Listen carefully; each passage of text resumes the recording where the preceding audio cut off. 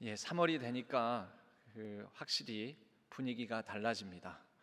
먼저 우리들이 입었던 두터운 겨울 옷이 다소 고추장스럽게 느껴집니다. 불과 하루 사이인 듯하고 한 주 사이인 듯하지만 3월이 되니 느낌이 공기의 냄새부터가 달라지는 듯합니다.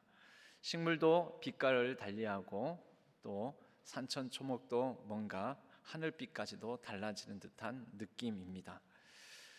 그런데 이렇게 모두가 다 피어나는 이제 3월이 되어서 봄이 되어야 함에도 불구하고 우리에게는, 우리의 일상에는 아직 온전하게 다 함께 봄을 맞이하지 못한 듯합니다. 오늘 말씀은 지난 3월 1일 3.1절 초하루 기도회에 나누었던 제목을 비슷하게 다시 잡아보았습니다. 요셉에 관한 이야기입니다. 벌써 요셉에 관한 이야기를 3번 나누게 됩니다. 요셉의 그 시대, 요셉이 살던 애굽 시대에 풀었던 꿈의 내용은 7년 풍년과 7년 흉년으로 요약이 됩니다. 풍년의 때 잘 대비해서 혹독한 흉년이 다가왔을 때 모두가 다 망하지 아니하고 잘 견디고 살아낼 수 있도록 명철과 지혜를 발휘해야 한다. 이것이 요셉이 바로를 향해서 풀어줬던 꿈의 내용입니다. 바로는 그 말을 듣고 명철과 지혜가 있는 그 누구보다도 요셉을 명철과 지혜가 있는 사람으로 여기고 그를 세워 요셉이 말한 방책대로 지난주에 나눈 말씀대로 냉정과 열정 그 사이에서 하나님의 섭리를 따라 요셉은 모든 애굽 지역에 풍년 때 곡식을 거두어 쌓아두고 흉년 때에는 지혜롭게 이것을 푸는 일을 감당함으로 당시 애굽의 대재앙을, 당시 세계의 큰 문제를 해결할 수 있었습니다. 저와 여러분이 살고 있는 지금 2021년 20년부터 시작하여 21년까지 지금의 상황은 코로나19 위기 상황입니다. 팬데믹이라고 합니다. 어느 한 지역, 우리나라뿐만 아니라 온 세계가 코로나19로 말미암은 위기 상황 속에서 굉장히 큰 어려움을 당하고 있고 아직도 정상적인 삶, 정상적인 경제 활동이 다 이루어지지 않고 있습니다. 흉년이라고 할 수 있습니다. 혹독한 흉년, 모두가 다 망할지도 모른다라는 위기, 그 위기감이 우리를 엄습하는 상황이라고 볼 수 있습니다. 우리 한국교회는 어떻습니까? 코로나19 상황 속에 한국교회는 그 어느 때보다도 더욱더 극심하고 혹독한 겨울을 계속 나고 있습니다. 흉년이라고 할 수 있습니다. 한국교회에 풍년이 그럼 있었을까요? 있었죠. 한때 2000년까지로 꼽습니다. 더 길게 잡으면 2010년까지 한국교회의 풍년의 시기였다라고 얘기하지만 대체적으로는 2000년을 정점으로 해서 꺾이기 시작한 게 한국교회입니다. 코로나19가 더욱더 가속화시켰습니다. 여러분과 오늘 이 요셉의 본문을 통해 정답보다는 그러나 이 요셉의 본문을 통해 흉년의 시기, 흉년의 때를 살고 있는 우리의 말씀을 바탕으로 이 시대를 향해 우리가 어떻게 살아야 될지 예언자적 상상력을, 말씀의 상상력을 발휘해보고 또 묻고 답하는 시간을 가져보고자 합니다. 먼저 우리가 지금 현재 어떤 상황인가 통계 수치를 잠시 나눠 보겠습니다. 현재 종교인의 비율은 무종교인이 56%로 잡으니 44%가 종교인, 불교, 기독교, 천주교를 포함한 기독교 또 기타 여타의 자신은 나는 종교를 가지고 있습니다라는 사람의 비율이 이렇습니다. 44%. 그런데 39세 이하 남자의 무종교인 비율, 나는 종교가 없다라고 말하는 젊은 남자의 비율은 일반 사회 평균보다 10% 가까이가 높은 64%라고 합니다. 개신교는 그럼 어떠한가? 우리 개신교의 비율은 1985년도에 39세 이하 젊은 사람의 비율이겠지요. 39세 이하가 개신교 내의 2세대의 비율이 약 79%였습니다. 그리고 60세 이상이 5%, 일반 사회의 39세 이하의 비율은 76%. 여러분, 상대적으로 개신교, 즉 교회 안에 젊은 인구가 일반 사회보다 좀 더 높지요. 일반 사회보다 좀 더 85년도에는 젊었다라는 것입니다. 60세 이상의 비율은 일반 사회보다 더 낮습니다. 젊은 사람 비율은 높고 또 어르신들 비율은 낮다면 개신교 내가 일반 사회보다 더 젊었다라는 것입니다. 그런데 이 경향성이 불과 30년, 2015년 한 세대가 지나서는 이와 같이 바뀝니다. 39세 이하가 47%, 전체 인구 가운데 39세 이하는 47%, 똑같죠? 그러니까 개신교가 상대적으로 30년 전에 비해서는 젊은 사람들의 비율이 떨어질 뿐만 아니라 늙어졌다라는 것입니다. 한때는 79%가 젊은 사람들 비율이었다면 15년은 47%로 사회나 교회 아니나 다 비율이 떨어졌습니다. 60세 이상은 개신교 20%, 60세 이상 일반 사회는 19%. 별 차이가 이것도 없는 것 같아 보이지만 우리는 비교를 일반 사회하고 비교뿐만 아니라 30년 전하고 비교를 해봐야 됩니다. 5%의 개신교 내의 60세 이상 비율이 20%로 4배가량 퍼센트포인트가 높아졌습니다. 일반 사회는 7%에서 19%로 3배가 되지 않습니다. 그러므로 결국 30년 동안 개신교 내, 교회 내에 노령화는 더욱더 심해졌다라고 우리는 볼 수 있습니다. 그 이유가 무엇일까요? 그 이유는 우리가 다 아는 저출산의 여파입니다. 교회 학교도 많이 감소하게 되었습니다. 예장 통합 저희 교단의 경우에 10년 동안 약 30에서 40%의 교회 학교 학생 수가 감소했고, 그 중에서 초등학교 5학년, 6학년 학생들의 감소율이 47%로 가장 많이 급감하였다고 합니다. 이것만 있을까요? 그렇지 않습니다. 왜 교회 안에 39세 이하의 비율이 낮아졌는가? 상대적으로 더 빨리 고령화가 진행되었는가? 그것은 개신교인 내에 교회를 안 나가는 교인들의 비율이 많아졌기 때문입니다. 개신교인들 중에 가나안 성도라고 합니다. 가나안을 뒤집으면 안 나가, 안 나가를 뒤집으면 가나안. 그래서 교회에 안 나가는 교인들을 일명 가나안 성도라고 부릅니다. 현재 개신교의 가나안 성도는 23%, 약 200만 명으로 추산합니다. 저희 교회에도 제가 이제 한 석 달 되어 가는데 저희 교회도 가나안 성도가 많은 것을 실제 저도 확인해 보게 됩니다. 2012년 이후 많이 증가하였고, 특히 40대 남자에게서 가나안 성도 비율이 가장 높다고 합니다. 남자보다 여자가 많으며 안 나가는 성도가요, 40대 그 뒤를 이어서 20대가 많습니다. 그러므로 개신교인 내에 젊은 세대의 인구가 줄어들 수밖에 없겠지요. 상대적으로 더. 교회를 떠난 이유를 물었습니다. 교회의 부정적 요인 때문을 꼽는 게 35%. 그러나 교회를 떠났다, 안 다닌다 하더라도 여전히 기독교적 신앙 고민을 하고 있는 비율이 39%. 그 중에 가나안 성도들 90%가량은 그래도 기독교 신앙을 유지하고 싶다고 응답했다고 합니다. 그나마 다행입니까? 향후 교회 출석 의향에 대해서 적극적으로 나는 가능한 빨리 교회 나가고 싶다가 4%, 그러나 언제일지는 모르지만 언젠가는 다시 나가기는 나갈 것이다 라는 것이 52%, 결과적으로 교회 출석 의향률은 56%라고 볼 수 있습니다.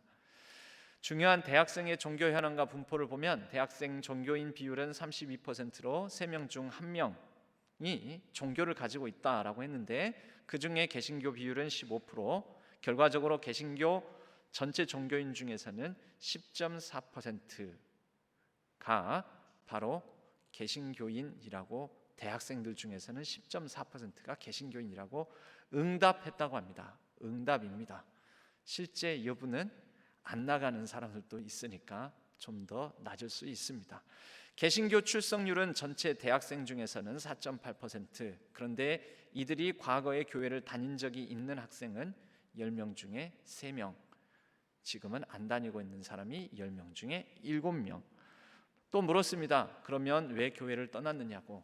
첫 번째가 교회의 부도덕성, 두 번째가 배타적이고 독단적인 교회의 모습에 실망해서라고 합니다. 그 시기를 보면 중학교 이전 시기, 중학교 또는 중학교 이전 시기에 교회를 떠나게 되는 비율이 70%나 된다고 합니다. 여러분, 이 통계를 살펴보았습니다. 무슨 의미가 있습니까? 흉년의 때를 살고 있다라는 구체적인 통계 수치들입니다. 지금 우리 한국 교회는 흉년의 때를 보내고 있습니다. 흉년의 때, 자칫하면 교회가 문을 닫고 교회가 망할지도 모른다. 더 시간이 지나가고 세대를 그 다음 젊은 세대로 이어져 나가면 교회는 유지가 안 될지도 모른다라는 위기의식까지 갖기도 합니다. 여러분, 이것이 어느 날 어느 한순간 갑자기 하늘에서 뚝 떨어진 현상입니까? 인구 변동은 예정된 미래입니다. 갑자기 아이가 태어나거나 갑자기 사망자가 많아지거나 그렇지 않습니다. 10년 전, 20년 전, 30년 전부터 예측이 된 것이죠. 오늘날 젊은 대학생들은 2000년 이전 무렵에 태어났습니다. 2000년 전후에서 태어났죠. 예정된 것입니다. 20년 정도 지나면 이들이 대학생이 된다는 건 너무 불보듯 뻔한 것 아니겠습니까? 한국 교회는 2000년까지 풍년의 때였습니다. 그리고 그 풍년의 때에 명철과 지혜로 요셉과 같이 앞으로 닥칠 문제, 위기를 잘 대비했느냐? 안타깝게도 그렇지 못한 결과가 지금 우리에게 나타나고 있습니다. 단순히 인구 통계학적 준비뿐만이 아닙니다. 풍년의 때 2000년 무렵까지 해서 한국교회는 한국교회의 지적인 준비, 사회와 소통하는 준비, 사회 속에서 시대적 사명을 감당하는 여러 풍년의 때에 비축하고 역량을 강화했어야 되는데 그렇지 못한 면이 어쩌면 한국 교회 내 평안하다, 풍족하고 넉넉하다, 우리는 그래도 괜찮다, 문 닫을 일 없다, 망하지 않는다 라고 생각하고 아무런 대비를 하지 못한 결과 지금 우리가 이 위기를 당하고 있지는 않은가, 우리는 돌아봐야 됩니다. 이 흉년의 때 어떻게 살아야 하겠습니까? 그럼에도 불구하고 우리는 이 흉년의 때에 또다시 닥칠 10년 뒤, 5년 뒤, 10년 뒤, 20년 뒤를 향하여서 지금이라도, 늦었다 하는 지금 이 순간이라도 우리는 성찰하고 고쳐 한국 사회 안에서의 개신교인으로서 교회로서의 역할과 사명을 잘 감당해야 하겠습니다. 그렇지 않으면 진짜 망할 것이 자명하기 때문입니다. 지난 3월 1일에도 일부 개신교인들이 광화문에서 사회와 소통이 되지 않는, 사회가 이해하지 못하는, 용납하지 못하는 그런 구호를 외치며 시위, 기도회를 주관하는 모습을 우리는 또 들었습니다. 그 중에서는 우리가 듣기에는 참담한 듯한 그런 망언들도 이루어지는 장면도 봅니다. 부끄러운 우리들의 민낯이기도 합니다. 이런 사회적 비난과 사회로부터 공감받지 못하는 기독교의 미래가 긍정적이고 낙관적일 수만은 없을 것입니다. 원래 우리 기독교가 이랬을까요? 기독교의 발흥이라는 책이 있습니다. 로드니 스타크라는 분이 쓴 책입니다. 이 책에서는 굉장히 중요한 대목이 있습니다. 초기 교회, 여기서 말하는 초기 교회는 로마 제국 시대에 말합니다. 혹독한 박해와 핍박, 사람 취급도 받지 못하는 그리스도인들이 어떻게 행동했고 그 로마 제국 치하에서 그럼에도 불구하고 어떻게 부흥할 수 있었는지 그 원인을 세 가지를 진단을 합니다. 첫 번째는 로마 시대에는 전염병이 잦았습니다. 심지어 전염병으로 말미암아 결국 로마 제국도 멸망한 것이다라는 분석도 있습니다. 로마는 대제국, 대영토를 가지고 있었습니다. 많은 여러 다양한 민족, 다양한 문화들이 섞이기 마련이었습니다. 단순히 문화만 섞이는 것이 아니라 여러 지역의 노예들을 데려오는 가운데 그 사람들이 풍토병으로 앓고 있었던 천연두, 일명 두창이라는 질병도 로마 사회 안에 들어오게 되었습니다. 이로 말미암아 농촌은 전염병이 돌아 피폐해지고 농촌을 떠나 도시로 향하는 사람들이 많아지고, 그런데 도시에 가도 딱히 대단한 방법이 없고 사망률이 높고 혼란 가운데에서 게르만 민족의 침입을 받아 결국 로마는 그들이 대응할 능력을 상실한 채 게르만 민족 손에 의해 로마시가 폐허가 돼버리고 망해버립니다. 로마 제국이 그래서 망했다라는 것이죠. 그 원인을 전염병에서 찾습니다. 실제로 로마 황제들 가운데 서기 169년에 로마 황제 루키우스 베루스, 180년에 마르쿠스 아우렐리우스, 그리고 바로 뒤를 이어 코모두스라는 황제까지 모두 바로 이 천연두로 말미암아 죽음을 맞게 됩니다. 그런데요, 바로 이 시기에는 서기 300년 이전이니까 313년이 되어서야 기독교가 공인이 됩니다. 그런데 그 이전 시기, 이 서기 100년에서 200년 사이에 이 시기에 오히려 기독교인의 수는 굉장히 급격하게 늘게 됩니다.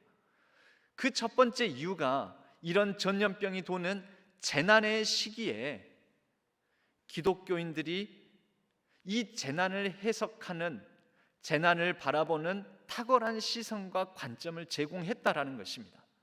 전염병이 돌아 도시가 피폐화되고 그리고 참혹해지는 상황 속에 로마 헬라 철학은 이들을 향하여서 어떠한 철학적 해석, 조명을 해주지를 못합니다. 그러나 기독교인들은 사람들이 픽픽 쓰러지고 전염병으로 사회가 참혹해지는 재난 상황 속에서 소망에 관한 이유를 묻는 자에게 마땅히 대답할 것을 준비하여 온유와 두려움으로 그들에게 응답했습니다. 부활신앙, 죽어도 살겠고 삶과 죽음을 바라보는 특별하고 독특한 천국에 관한 관점, 그래서 그 재난 상황 속에서 철학적, 영적으로 이 독특한 해석으로 말미암아 소망에 관한 이유를 제시했던 것입니다. 이것이 첫 번째입니다. 두 번째는 기독교인들의 높은 생존율입니다. 기독교인들은 다른 종교인들, 당시 로마 사회에 있는 일반 사람들보다 훨씬 더 높은 위생 개념을 가지고 있었습니다. 함께 모이고 예배를 드리고 가정에서, 지하에서 모일 때 그들은 하나님 앞에 나아가는 정결함의 의미로 위생을 철저히 했습니다. 손을 씻었습니다. 오늘날로 따지자면 뭘까요? 예배드리고 교회당 올 때 지금 저 빼고 한 분도 빠짐없이 마스크를 쓰고 있는 상황. 오늘날로 따지자면 방역 수칙을 준수했던 사람이었습니다. 예방의학적 관점이 없던 시대입니다.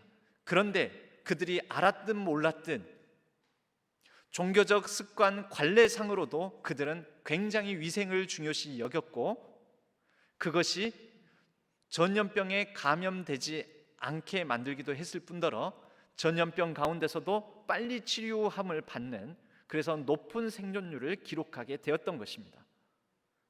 이것이 실제적으로 당시 로마 사회에서는 이슈가 되었습니다. 어떻게 소문이 나겠습니까? 기독교인이 되면 살 확률이 높다. 기독교인이 되면 산다. 기독교인들은 잘 안 죽는다. 마지막 세 번째로는 새로운 사회적 네트워크, 쉬운 말로 하자면 새로운 대안적 공동체의 모습을 기독교인들이 보여주었습니다. 보통 전염병이 돌기 시작하자마자 로마 사회에서 기득권층, 귀족, 가진 자들부터 그 지역을 떠났습니다. 아픈 사람, 환자들 내버려두고 떠났습니다. 그런데 기독교인들은 거기에 남아 먹을 거 마실 거 없는, 다 떠나버렸으니까요.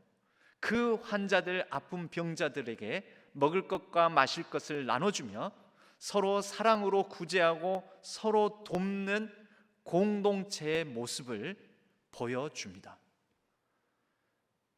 그래서 실제로 많이 기독교인들의 손에 의해서 치유함을 받고 그 사람들이 생명을 얻고 난 뒤에는 이 기독교인들과 이런 공동체, 이런 모습, 이기적이고 자기 이익이나 자기 유익을 따라서 행동하는 로마 사회의 문화와 달리 이들과 같이 하면 살만한 세상이 되겠다.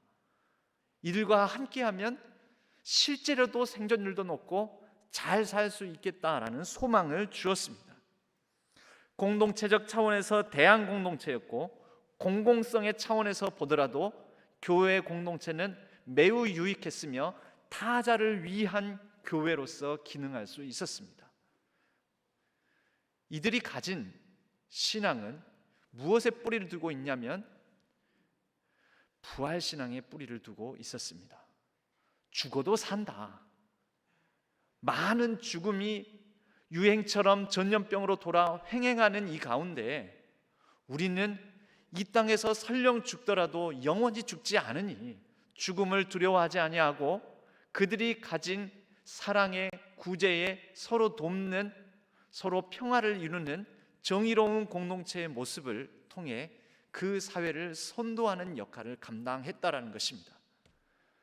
여러분, 많은 사람들이 기독교인이 되고자 했습니다. 핍박과 공인받지 못한 상황 속에서도 기독교인이 되는 것이 소망이고 희망이었습니다. 여러분, 나중에 313년에 콘스탄티누스 황제에 의해서 기독교가 공인이 됩니다.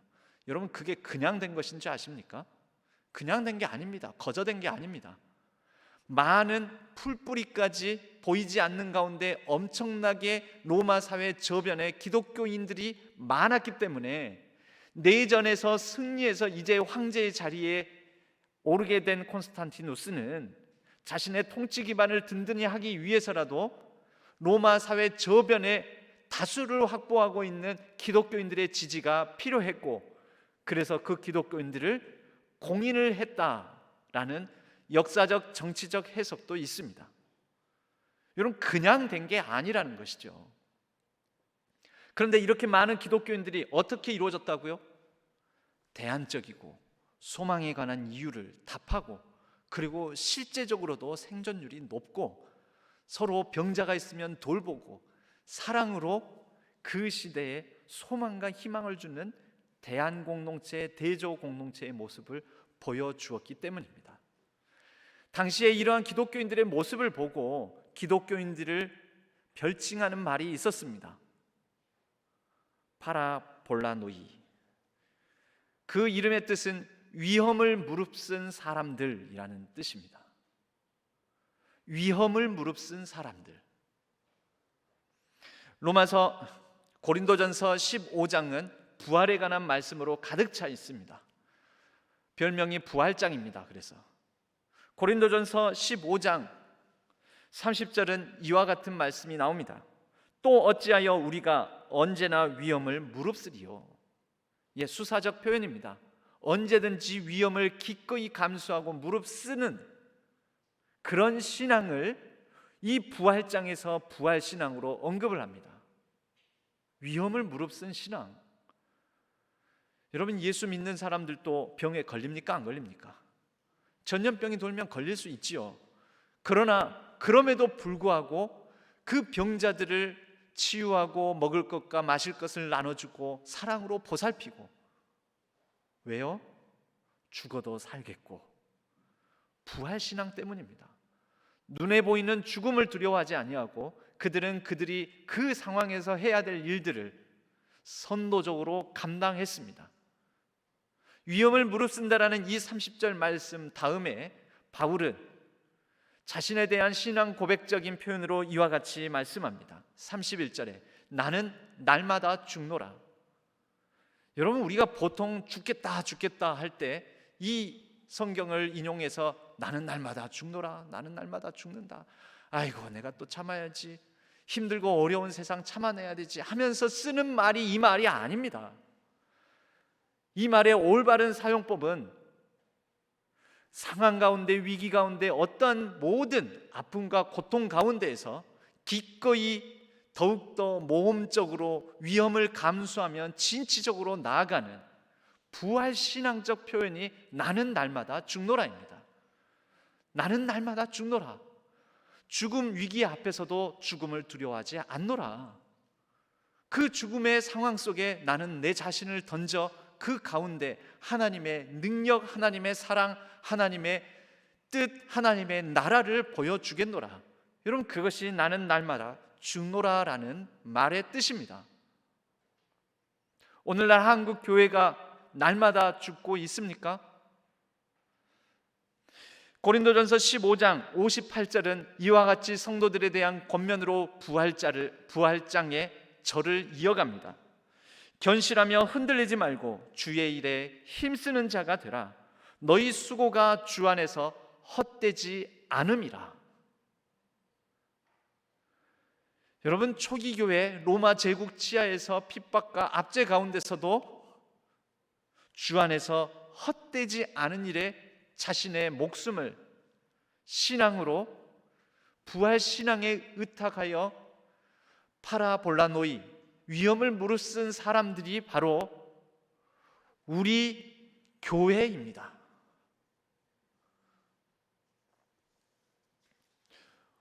오늘날 우리 한국 교회의 모습은 어떻습니까? 그런 점에 비추어 보자면 일반 사회보다 상식적으로 방역적인 측면에서 사회의 공공복리에 이바지하고 있습니까? 그리고 교회가 이 땅 이 사회의 소망에 관한 이유에 대답할 거리를 마땅히 대답하고 있습니까? 교회가 존재하는 것이 이 사회의 유익이요, 교회가 있어서 우리가 살만하다라는 평가를 받고 있습니까? 로마 제국 치하의 교회의 모습, 이것과 또한 우리가 교훈으로 살만한 모습이 우리 조선시대 역사 가운데 있습니다. 가까이에는 구례에 있습니다. 구례에 가면 운조루라는 고택이 있습니다. 들어보신 적 있습니까? 영조시대의 류이주라는 무관이 이 땅 터를 잡고 이곳에 집을 짓고 그 땅 전체 섬진강 강가까지 이어지는 구례 평야를 소유하며 이곳에서 터를 닦고 살게 되었습니다. 보통 구례 지역만 하더라도 지리산 자락이기 때문에 1950년 빨치산 활동, 또 6.25 동란, 이런 난리를 겪으면서 위기 상황 속에서 많은 고택들이 소실되었습니다. 불타 없어졌다라는 것이죠. 특별히 이렇게 크고 오래된 양반들의 저택은 다 불질러 버렸습니다. 그런데 이 운조루는 그대로 남게 되었습니다. 집안이 망하지 않았습니다. 저택도 사라지지 않았습니다. 그 이유를 살펴보면 이 운조루 자체보다도 운조루 저 고택 안에 있는 타인 능해라는 쌀 뒤주를 우리는 보아야 합니다. 운조루 고택 마당에서 제일 가까운 부엌에 바로 이러한 쌀독이 있습니다. 거기에는 타인 능해라고 적혀 있습니다. 그 뜻은 타인 어느 누구든지 와서 능히 이 쌀독을 퍼감으로 자신의 배고픔, 가난의 문제를 해결할 수 있다라는 뜻입니다. 아무나 와서 배고픈 자는, 쌀이 필요한 자는 마음 놓고 퍼가라는 것입니다. 류이주 대감 이후에 이 집에 양반 주인들은 이 쌀독의 독이 마르지 않도록, 닳지 않도록 늘 채워놓는 것을 당부했습니다. 이 뒤주가 비게 될 때에는 심하게 호통을 쳤습니다. 그 동리 사방에 난리가 나고 가난이 닥치고 흉년이 닥쳐도 굶어 죽는 사람이 없었습니다. 그리고 1948년 해방을 맞이하고 난 이후 이 집의 주인 양반께서는 노비 문서를 가져다가 모두 불태워버리고, 그리고 자신이 소유한 많은 그 평야지대의 땅을 그 노비들에게 나누어 주게 됩니다. 6.25 난리가 벌어졌을 때 인민위원회가 이 마을에도 설치되게 됩니다. 하지만 이 마을에 노비였던 사람들이 나서서 이 집안만큼은 우리가 지켜줘야 된다, 이 집안의 어르신들과 이 양반들만큼은 털끝 하나라도 우리가 건드려서는 안 된다라고 나서서 이 집안이 아무런 피해를 입지 않을 수 있었습니다. 이 운조루 집과 운조루 집안만큼은 이 동네에 반드시 필수 불가결하며 필요하다라는 것이죠. 이 집안 대대로 내려오는 말이 있습니다. 적선지가 필요여경. 선을 베푸는 그 집안에는 반드시 좋은 일이 생기기 마련이다. 여러분, 선을 행하라라는 것은 기독교적 가치입니다. 조선시대가 500년 동안 이어졌었는데, 여러분, 500년 조선 왕조, 이 정도의 유지가 되는 왕조가 전 세계에 없습니다. 전무후무합니다. 단일 왕조가 500년 이어지는 역사가 전 세계 역사 가운데 없습니다. 그래도 이렇게 유지될 수 있었던 근간 중에 하나는 어려울 때 곡식을 내어 가난한 자를 돕고, 그러므로 평상시에는 그 평민들이 조선 사회를 지탱해주는 원동력이 되었던 것입니다. 양반들은 힘들고 어려운 재난이 닥치면 그들의 곡식 창고를 열어서 가난한 자들에게 구유를 베풀었습니다. 그리고 평상시에는 이러한 그 마을 주민들의 보호를 또한 양반들이 받았습니다. 여러분, 조선시대의 양반들도 하는 일입니다. 조선시대의 양반들이 하던 일, 그마저도 기독교회가, 교인들이 못한다면 말이 되겠습니까? 흉년의 때 함께 더불어 망하지 않는 방법은 바로 이와 같이 살아가는 것입니다. 초기 기독교인들처럼, 파라볼라노이, 또는 우리의 역사 가운데 타인 능해의 전통처럼, 저는 오늘날 많은 한국 교회들이 특별히 월세 부담을 이기지 못하고, 상가 교회당들이 또 이자 부담을 이기지 못하고 예배를 드릴 수 없는 상황 속에서, 코로나19의 위기 속에서 많이 무너지고 문을 닫는다라는 얘기도 듣습니다. 생존의 위기 가운데 내몰린다라는 위기도 듣습니다. 여러분, 사회에서는 우리가 이런 가운데서도 우리는 예배를 드려야 된다라는 것을 교회 밖의 사회에서는 이렇게 해석했습니다. 너희들 헌금 때문이지, 헌금 거두려고 예배를 드린다라는 거지, 아무리 교회 안에서 우리는 하나님께 예배 드리는 것이 중요하다, 신앙의 본질이다 라고 얘기를 해봤자, 교회 밖에서는, 사회에서는 헌금 때문이라고 생각을 하게 되었습니다. 교회만 없으면 사회가 잘 될 텐데, 교회 싹 문 닫았으면 좋겠다, 교회가 없으면 이 사회도 더 건강해질 텐데 라는 사회에서의 볼멘 소리들이, 지탄의 소리들이 많이 들립니다. 안타까운 일이 아닐 수 없습니다. 너무너무나 극심한 흉년의 때입니다. 어떻게 해야 됩니까? 여러분, 위기의 시대에, 그 시대에 큰 재난이 닥치고 사회의 구조적인 모순과 또 종교적으로 위기에 닥치게 되면 하나님께서 예언자를 보내셨습니다. 그리고 예언자들을 통해서 말씀하셨고, 예언자적 상상력으로 그 시대에 하나님의 대안을 제시를 하곤 했었습니다. 여러분, 우리는 요셉의 본문을 보면서 예언자적 상상력을 발휘할 시대가 바로 이 코로나19 한국교회의 흉년의 시기에 발휘해야 될 때가 왔다라고 생각하면서 저도 몇 가지 상상력을 발휘한 것을 여러분과 나눠보고자 합니다. 여러분, 아주 일부의 교회, 전체의 교회가 그렇게 하기는 힘들겠지만 아주 일부의 교회가 헌금 때문에 모이는 거야, 너희들 헌금 때문에 예배를 고수하는 거잖아, 이렇게 말할 때 일부 몇몇 교회가 사회만 지급하는 재난지원금을 교인들에게 지급을 했습니다. 단돈 10,000원, 20,000원, 30,000원, 50,000원씩이라도 소액이지만 교인들에게 헌금을 받는 것이 아니라 그동안 거둔 헌금을 나눠줬습니다. 모든 교회가 적용하기는 힘들겠죠. 또 이 가운데 굉장히 지혜와 명철로 이러한 일을 해야 되겠지요. 그런데 여러분, 이럴 때 예언자적 상상력을 발휘한 행동이 아니겠습니까? 상징적으로 굉장히 의미 있는 일이라고 봅니다.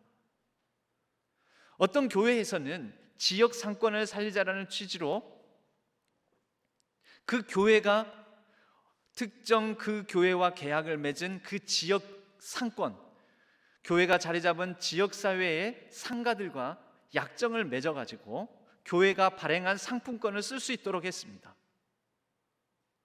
교회가 발행한 상품권을 교인들이 자기 주변 이웃들에게 이거 가지면 저 집에 가서 밥 먹을 수 있고 차 마실 수 있습니다.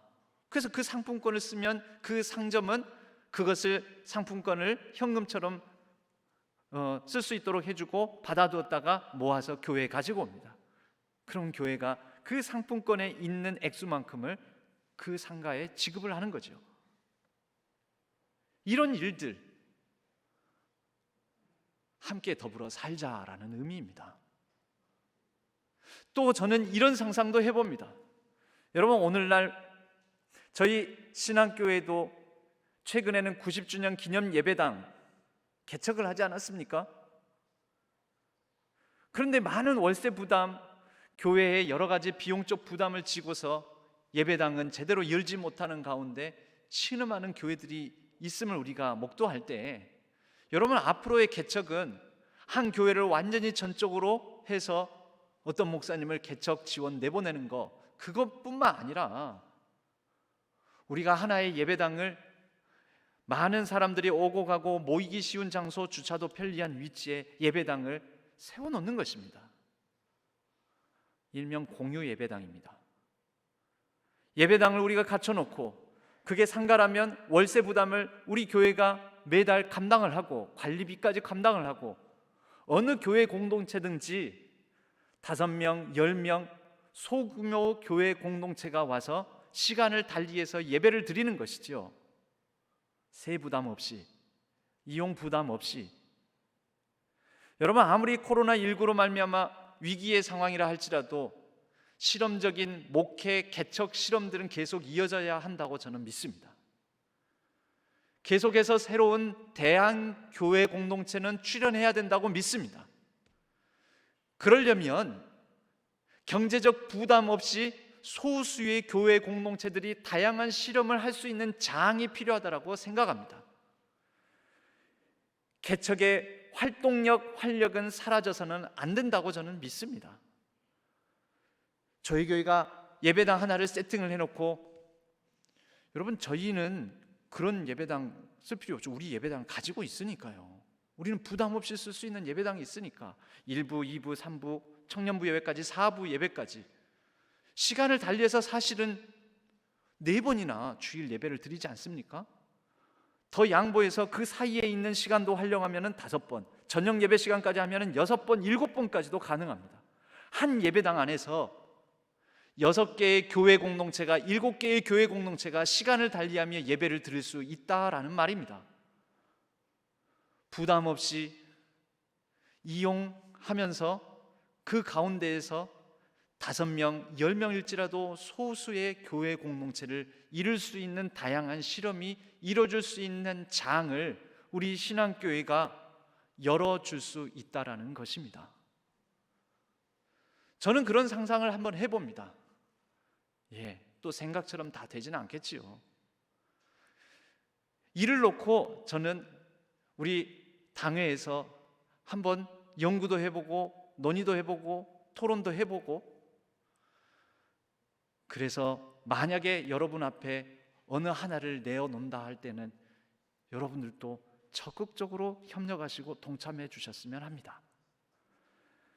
여러분, 이 시대가 교회에게 무엇을 원하겠습니까?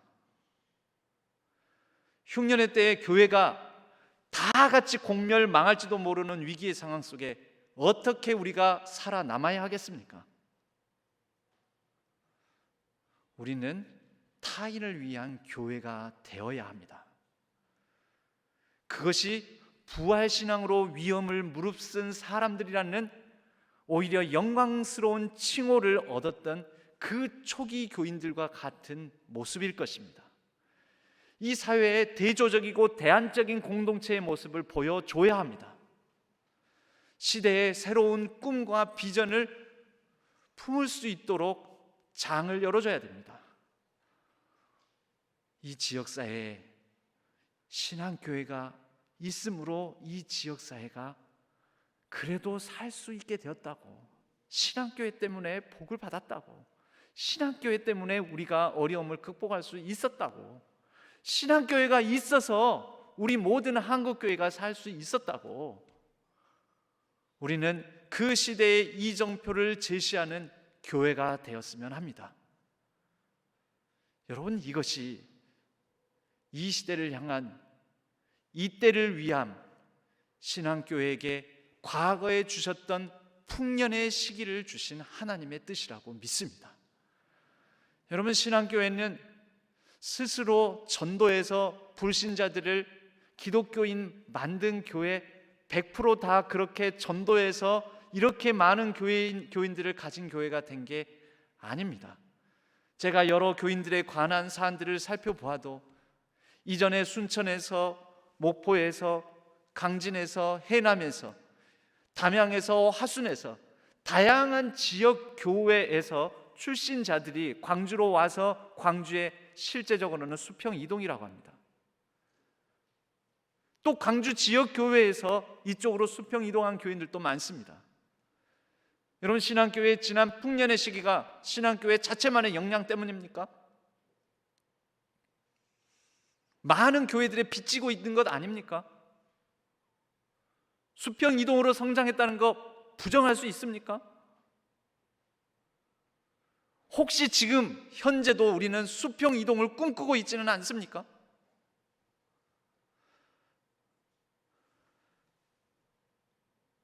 이럴 때 우리가 이러한 사회적 현상 속에서 어떠한 우리 교회만의 득을 보기보다는 이 가운데 우리가 행할 바, 풍년의 때에 이렇게 많은 교인들을, 이렇게 큰 예배당과 이렇게 큰 교회를 이루게 해주신 하나님께 감사하며, 그러나 이를 바탕으로 이제 흉년의 때에 우리가 어떻게 대안적 공동체로서 대안적 삶을, 대안적 정책을, 대안적 방법을 구사할 수 있을 것인지 고민하며 하나님의 뜻에 부응하는 교회 공동체가 되기를 간절히 소망합니다. 그럴 때 우리 신앙교회를 통하여서 한국교회의 소망에 관한 이유를 볼 것이며, 한국교회가 어떻게 잘 이 사회와 더불어서 공생하며 살아남는지를 많은 교회와 이 사회가 보고 배울 것이며, 부활의 소망을 가지고 위험을 무릅쓰는 이 놀라운 하나님 나라의 도전 모험을 통해 주님의 뜻이 이 땅 가운데 이루어질 것입니다. 그러한 일들이 온전히 저와 여러분 우리 신앙교회를 통해서 이루어지기를 주님의 이름으로 간절히 축복합니다.